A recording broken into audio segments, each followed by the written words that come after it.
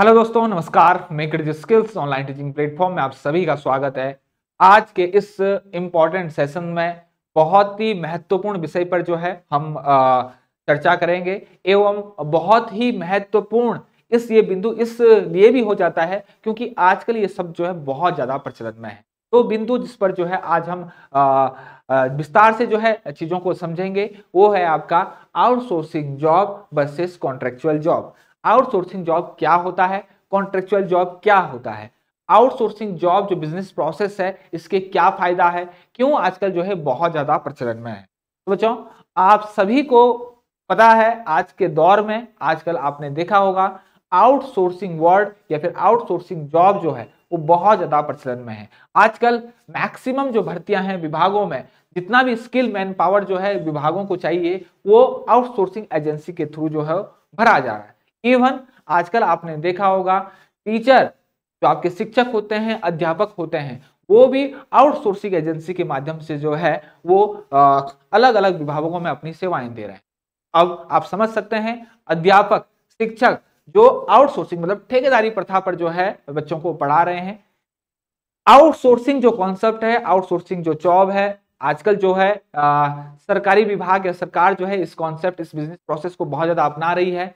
कितना सही है, कितना गलत है, ये आप लोग जो है बताएंगे कमेंट करके। क्या जो ये कॉन्सेप्ट है आउटसोर्सिंग जॉब, ये सरकार जो इस चीज पर बहुत ज्यादा जो है फॉलो कर रही है, क्या ये अच्छा है, क्या इसके फायदे हैं, क्या इसके नुकसान है, जरूर बच्चों कमेंट करके आप बताएं। लेकिन आज के इस सेशंस में हम इतना जरूर समझेंगे कि आउटसोर्सिंग जॉब क्या होती है, आउटसोर्सिंग जॉब के क्या, आउटसोर्स करने के क्या फायदा है, कंपनी को आउटसोर्स करने के, जॉब जो आउटसोर्स करती है उसके क्या फायदा होते हैं, इसके अलावा कॉन्ट्रेक्चुअल जॉब क्या होती है। आउटसोर्सिंग जॉब की अगर मैं बात करूं बच्चों, तो आउटसोर्सिंग जॉब क्या होता है, अपना किसी काम कराने के लिए, कोई काम कराने के लिए अगर कोई कंपनी दूसरी कंपनी के साथ जो है समझौता करती है, कोई एग्रीमेंट करती है, तो उसको कहते हैं आउटसोर्सिंग। मतलब थर्ड पार्टी जो है ये आपका जॉब होता है। आपका जो स्किल्ड मैन पावर या फिर एक्सपर्ट की आपको नीड है वो डायरेक्ट आप हायर नहीं करेंगे, आप डायरेक्ट हायर नहीं करेंगे, किसी माध्यम से किसी ठेकेदार के थ्रू जो है आप हायर करेंगे। वो जो आपको सेवाएं देगा वो ठेकेदार के माध्यम से देगा और उसके लिए आप जो कुछ भुगतान करेंगे वो ठेकेदार को करेंगे। अब लमसम जो भुगतान करेंगे वो ठेकेदार को करेंगे, ठेकेदार अपने स्किल्स मैन पावर को जो है वो अपना अलग जो है वो भुगतान करेगा। तो ये कॉन्सेप्ट जो है बहुत ज्यादा आजकल प्रचलन में है आउटसोर्सिंग। आपको विस्तार पूर्वक थोड़ा सा बताएंगे कि आउटसोर्सिंग के जो है वो कंपनी को क्या फायदा होता है।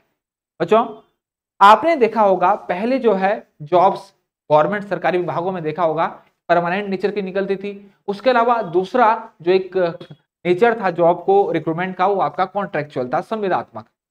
लेकिन आपने कुछ बहुत सारे सालों में आपने ये देखा होगा कॉन्ट्रेक्चुअल जो भर्ती सरकारें करती थी वो कहीं ना कहीं बाद में सरकार के गले की फांस बन जाती थी। वो परमानेंट करने की जो है वो मांग करते थे क्योंकि सरकार के साथ जो है वो बहुत कम सैलरी में बहुत लंबे समय से काम कर रहे होते हैं, तो वो भी सरकार से मांग करते हैं कि हमको परमानेंट किया जाए। और कहीं ना कहीं बहुत लंबा जो है संघर्ष हो जाता है क्योंकि ये प्रक्रिया जो है कहीं ना कहीं कोर्ट में भी चली जाती है। आपने देखा होगा बहुत जगह जो है संविदा वाले कर्मी जो है वो कोर्ट चले जाते हैं। इस कारण जो है नई भर्तियां जो होती है वो भी लटक जाती हैं। और कहीं ना कहीं जो संविदा वालों का जो है एक संगठन होता है उनका भी एक इंटरफेयर होता है। वो अपने हिसाब से जो है रिक्रूटमेंट रूल, भर्ती नियमावली को जो है बनाने की मांग करते हैं। तो सरकार इस चीज से बचने के लिए, आपको पता है आउटसोर्स कर्मचारी जो है वो डायरेक्ट जो है कॉन्ट्रेक्चुअल जो होते हैं संविदात्मक, वो डायरेक्ट जो है गवर्नमेंट भर्ती करती है।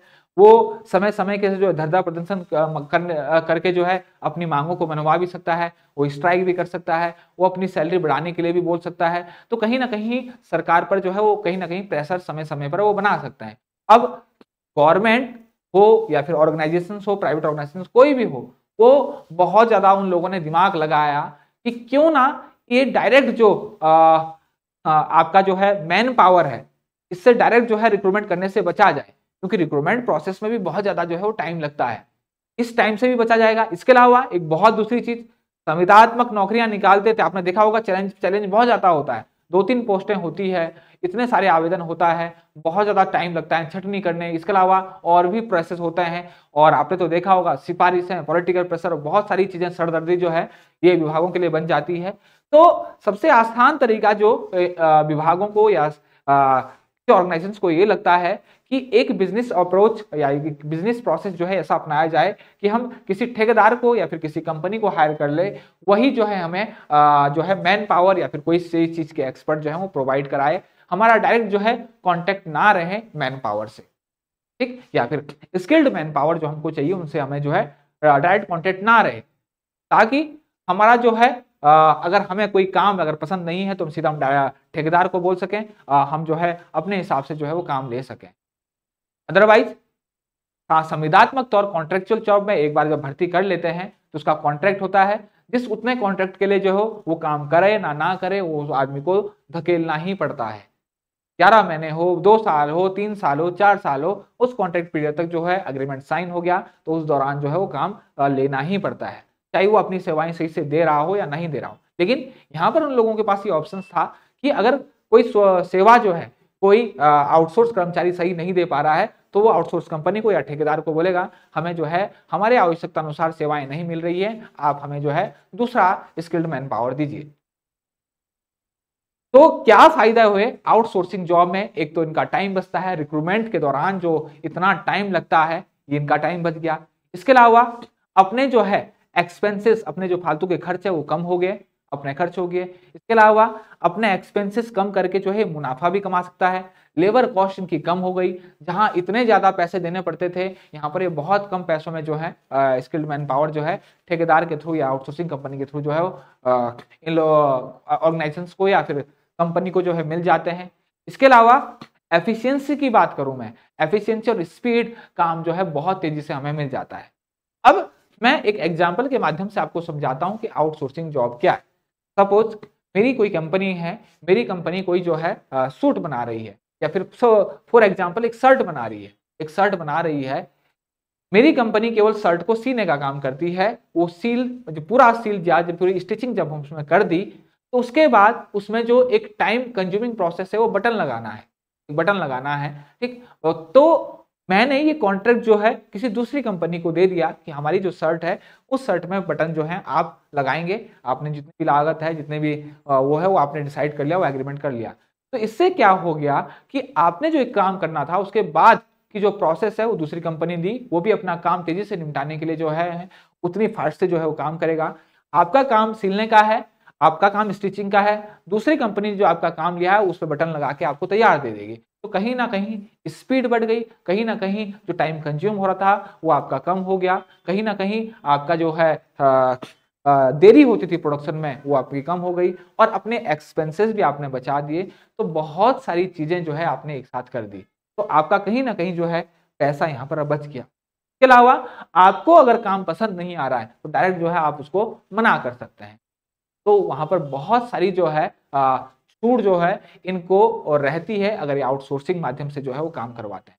दूसरी ओर कॉन्ट्रेक्चुअल की अगर मैं बात करूं, कॉन्ट्रेक्चुअल की बात करूं तो कॉन्ट्रेक्चुअल की जो संविदात्मक की बात करूं तो यहाँ पर जो है कोई भी मीडिएटर नहीं होता है, यहाँ पर कोई भी बीच में ठेकेदार नहीं होता है। जैसे वहां पर थर्ड पार्टी होता था, यहाँ पर कोई भी थर्ड पार्टी नहीं होता है, एग्रीमेंट डायरेक्ट होता है सरकार का मेरा या कंपनी में मेरा।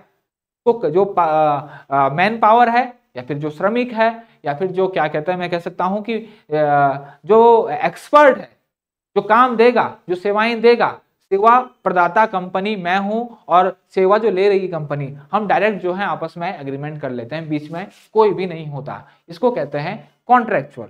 और क्या नुकसान है, क्या फायदे हैं, ये तो खैर आप लोग कमेंट करके बताना, लेकिन इंपॉर्टेंट बात कि परमानेंट नेचर जो है वो किसी का भी नहीं होता है। हालांकि पहले जो है संविदात्मक जो जॉबें होती है गवर्नमेंट के साथ, वहां पर जो है परमानेंट के चांस बने और काफी जो हुए भी, लेकिन आज की डेट में जो है इसी चीज को खत्म करने के लिए जो है आउटसोर्सिंग जो कॉन्सेप्ट है वो बहुत ज्यादा जो है अपनाया जा रहा है। और ऐसा नहीं है कि सरकारी चीजें जो है अपना, सरकारी ऑर्गेनाइजेशन जो है या फिर सरकार जो है इस चीज को अपना रही है। प्राइवेट जो कंपनी है वहां पर भी अब डायरेक्ट नहीं लेते हैं, ठेकेदार के थ्रू जो है आउटसोर्स के माध्यम से जो है वो मैन पावर ली जाती है। क्लियर हो गया? इसके अलावा सबसे महत्वपूर्ण सेशन जो इसमें हो जाता है, जो हम डिस्कस करेंगे, वो क्या करेंगे? सबसे महत्वपूर्ण सेशन कि क्या आउटसोर्स कंपनी, क्या थर्ड पार्टी जो जॉब होती है, या फिर मैं कहूँ ठेकेदार के अंडर जो हम काम करते हैं, उनके थ्रू मिलने वाला जो अनुभव है, या फिर मैं कहूँ हमें अनुभव प्रमाण पत्र जो वहाँ से मिलता है, क्या वो सरकारी सेवाओं के लिए, सरकारी भर्तियों के लिए मान्य होता है, वैलिड होता है? बहुत ज़्यादा क्वेरीज जो है बच्चों की इसमें आती है। अगले सेशंस में हम इस पर जो है भारत सरकार के गैजेट इंडस्ट्रियल लिसिटेशन कोड के साथ जो है आपको नए सेशंस। ओके बच्चों, धन्यवाद।